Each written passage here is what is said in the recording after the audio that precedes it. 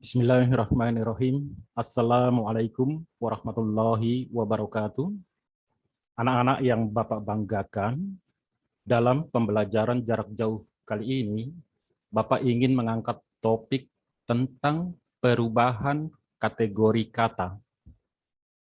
Nah, supaya pembelajaran jarak jauh kita dapat berjalan dengan efektif, Bapak akan membagikan PowerPoint yang sudah Bapak siapkan untuk kalian.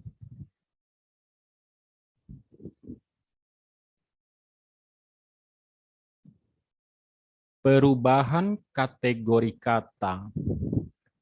Pada pembelajaran sebelumnya, kita telah membahas tentang kategori kata yang mencakup kata nomina atau kata benda, verba atau kata kerja, adjektiva atau kata sifat, dan adverbia atau kata keterangan. Nah, kali ini kita akan membahas perubahan kategori kata itu.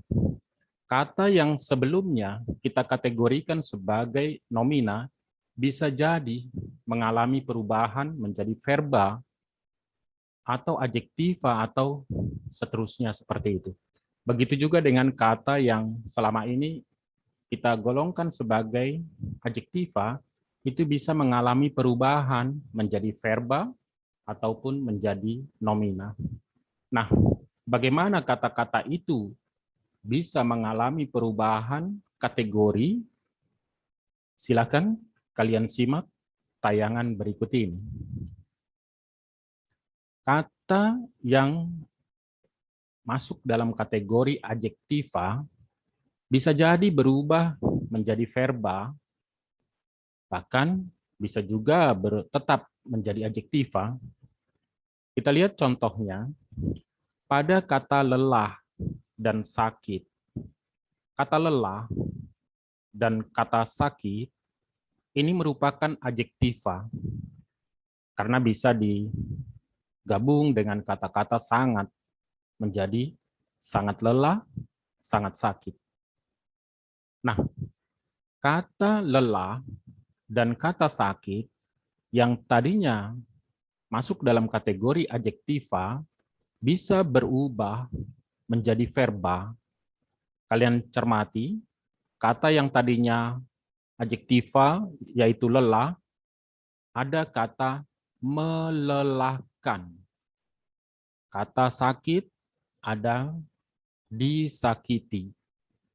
Nah, ketika kata lelah sudah mendapat perubahan dengan penambahan imbuhan melelahkan, atau sakit diberi imbuhan disakiti, maka kata-kata ini sudah menjadi verba, bukan lagi adjektiva.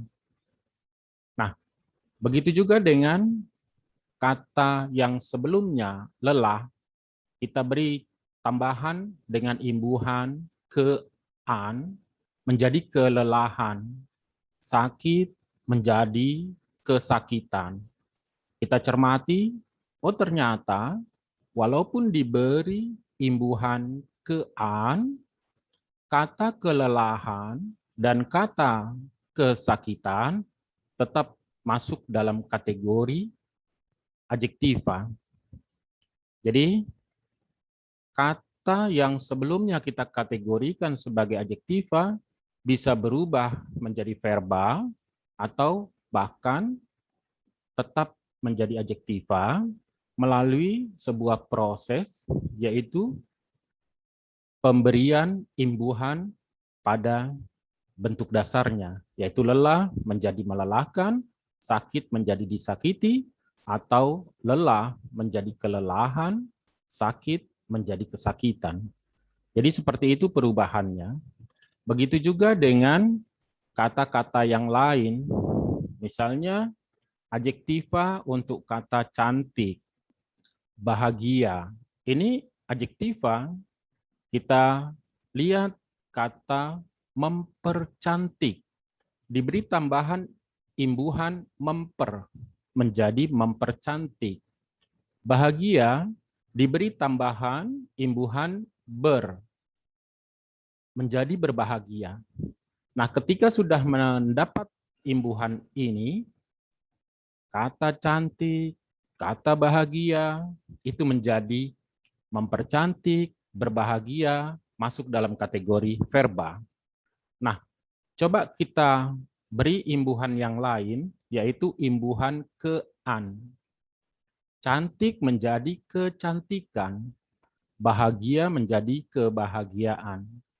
Kalau sebelumnya, adjektiva diberi imbuhan ke-an, kelelahan tetap menjadi adjektiva. Nah, di sini cantik diberi imbuhan ke-an, kecantikan menjadi nomina. Karena maknanya, kalau kelelahan mengandung makna sangat lelah, kalau kecantikan mengandung makna hal yang terkait dengan cantik. Begitu juga dengan kebahagiaan. Bahagia kita beri imbuhan ke-an, kebahagiaan menjadi nomina. Jadi perubahannya seperti itu, ada penambahan pada imbuhan. Seperti itu. Berikutnya kita coba lihat lagi, kata yang sebelumnya kita golongkan ke dalam verba, yaitu tulis, bangun. Tulis dan bangun, ini adalah verba. Nah, ketika kita beri imbuhan, menjadi menulis, menjadi membangun. Ini juga masuk dalam kategori verba. Jadi, diberi imbuhan, dia tetap menjadi verba karena imbuhannya berbentuk me. Nah, kita lihat pada verba kata tulis, coba kita beri imbuhan an. Tulis menjadi tulisan. Nah, ini sudah berubah menjadi nomina karena artinya adalah hasil dari kegiatan tulis, tulisan. Jadi imbuhan an ternyata juga mengubah yang tadinya verba menjadi nomina. Begitu juga dengan bangun. Kita coba tambah pean menjadi pembangunan. Pembangunan di sini masuk dalam kategori nomina. Jadi kata-kata yang tadinya verba pada bentuk dasarnya, setelah diberi imbuhan, dia bisa berubah menjadi tetap verba, dan dia bisa berubah menjadi nomina. Seperti itu. Nah, yang terakhir, kita lihat kata nomina. Kata yang tadinya nomina bisa berubah menjadi verba, dan bisa tetap menjadi nomina. Kita lihat kata-kata seperti rumah dan vaksin. Rumah kita beri imbuhan di-kan, menjadi kata dirumahkan. Vaksin kita beri imbuhan di, menjadi divaksin. Nah, yang tadinya rumah adalah nomina, vaksin adalah nomina, sudah berubah menjadi verba. Nah, kita lihat ketika diberi imbuhan lain, rumah menjadi perumahan, vaksin menjadi vaksinasi, ada penambahan pean pada kata rumah menjadi perumahan, dan asi pada kata vaksin menjadi vaksinasi. Nah, perumahan dan vaksinasi masuk dalam kategori nomina karena perumahan memiliki arti banyak rumah dan vaksinasi hal yang terkait dengan vaksin. Jadi perubahan nomina menjadi verba itu dengan adanya imbuhan di, kan, dan di, atau imbuhan me, atau imbuhan ber, ciri-ciri dari imbuhan verba. Sementara ketika diberi imbuhan pean dan asi, dia tetap menjadi nomina. Anak-anak yang Bapak banggakan, untuk memperdalam pemahaman kalian terkait dengan perubahan kategori kata ini, kalian bisa lihat contoh analisis kategori kata, baik yang tetap maupun yang sudah mengalami perubahan. Kalian lihat, kata dasarnya sakit. Dalam kalimat, ia sudah lama sakit. Oh, sakit ini kan adjektiva. Seperti itu. Lalu ketika kita cermati kalimat yang kedua, sakit itu berubah menjadi penyakit. Penyakit itu sudah menahun. Nah, penyakit ini masuk dalam kategori apa? Apakah masuk dalam kategori adjektiva tetap? Oh, ternyata tidak. Penyakit sudah masuk, sudah berubah menjadi kategori kata nomina.